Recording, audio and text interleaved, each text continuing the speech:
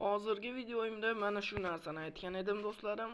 Mana ko'rib olishingiz mumkin. Master for Minecraft P versiyasi 3.12 versiya. Hozirda men yangilab olaman.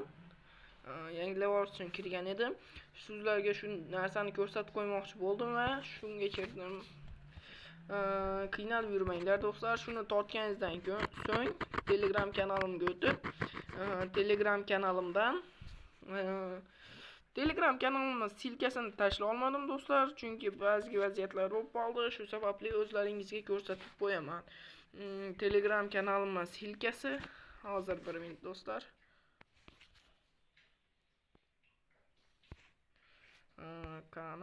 Mana Steve Jones.